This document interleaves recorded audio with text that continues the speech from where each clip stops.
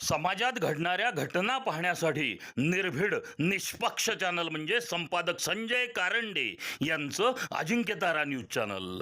Ajinkyatara news चॅनलला like करा, share करा, सबस्क्राईब करा आणि कमेंटही करा. विरोधकांनी गदारोळ केला का केला हे त्यांना माहिती.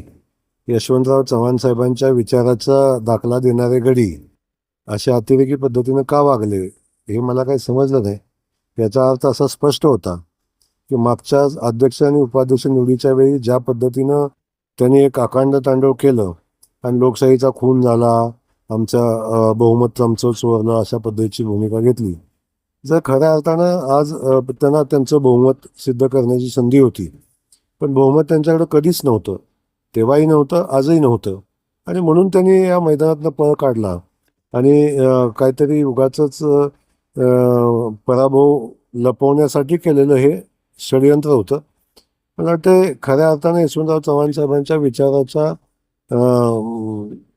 जर कोणी अवमान केला असेल तर तो आज राष्ट्रवादी आणि शिवसेनेनं केला हे आपण सगळ्यांनी पाहिलं. भारतीय जनता पक्षाकडे बहुमत होतं आणि बहुमत असल्यामुळं 4ही सभापती भारतीय जनता पक्षात झालेले आहेत. ज्या अध्यक्ष आहेत जिल्हा परिषदेच्या प्रिया झाल्यात त्यांनी ओबीसीचा कुणबीचा दाखला आहे तो डुप्लिकेट दाखला वापरला असं काय. आता कोण काय म्हणतं याला अधिकचं महत्त्व देण्याची आवश्यकता नाही. दाखला त्यांच्याकडे आहे आणि पुरावे असल्याशिवाय कोण दाखला देत नाही. त्यामुळे ते काय म्हणतात, कारणं शोधतात ना सातत्यानं. आज आता बहुमत होतं, आतापर्यंत म्हणले बहुमत नसताना केलं, आज बहुमत होतं तर मग काय सामोरं गेले नाहीत. आणि आज 2 तास फॉर्म भरण्यासाठी असताना सुद्धा काय सांगितलं की आम्हाला फॉर्म भरायला येऊ दिलं नाही. सगळं मोकळंच होतं. आज तर कुणालाही मध्ये अडथळाच नव्हता, स्पीड ब्रेकर नव्हता. अगदी फुल पोलीस बंदोबस्तामध्ये फॉर्म भरायची व्यवस्था केलेली होती, तरी सुद्धा आले नाहीत फॉर्म भरायला. एक फक्त कारणं द्यायची.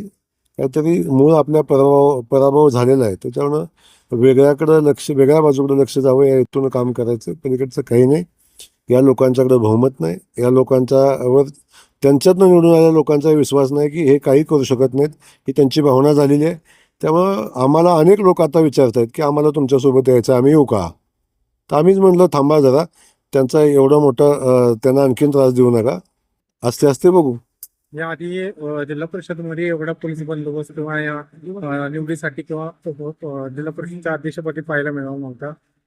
त्याबद्दल काय सांगाल त्याची? पोलीस बंदोबस्त आणायची का वेळ आली? मागच्या वेळी गेट तोडलं गेलं, गेट तोडून हजारो माणसं आत घुसवण्याचा प्रयत्न केला, 307चे आरोपी हातात धरून नेण्याचा प्रयत्न केला, कायदा सुव्यवस्थेचा प्रश्न निर्माण झाला.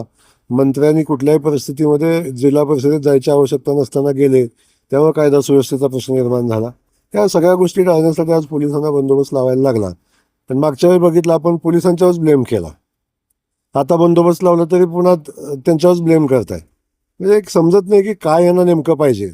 त्यामुळे यांना काय पाहिजे एकदा आधी लिहून चिठ्ठी घ्या त्यांच्याकडून, मग तसं करू आपण. या विरोधकांचा बी विरोध म्हणला की आपण सत्तेचा गैरवापर दडपशाहीचा वापर केला जातोय असं बी म्हटलं जातं. पालकमंत्र्यांचं स्टेटमेंट आहे आता माझी प्रेस कॉन्फरन्स. पालकमंत्र्यांनीचं काय स्टेटमेंट आहे याला अधिक महत्त्व द्यायची गरज नाही. पोलीस पासून, तलाठीपासून, ग्रामसेवकापासून, कोतवालापासून, अगदी शिक्षकापर्यंत आणि या जिल्ह्यातल्या सगळ्या जनतेपर्यंत जर दडपशाही कोण करतं तर याचं एकच उत्तर येतं, पालकमंत्री. त्यामुळे मी सांगायची आवश्यकता नाही, मी कशाला बोलू त्यांच्यावर. पण ते माझे मित्र आहेत त्यामुळे मी काय त्यांच्यावर टीका करत नाही. त्यांचं माझे खूप चांगले संबंध आहेत आणि पालकमंत्री म्हणून त्यांचं खूप चांगलं काम आहे हे मी सातत्यानं सांगत आलो आहे. उद्या 6 तारखेचा जो डोंगरी महोत्सव आहे त्याला तुम्ही तिथे राहणार आहेत का? आता ते त्यांची नेहमीची स्टाईल आहे. इलेक्शनला मिटिंगला बोलवलं, कोण आलं नाही.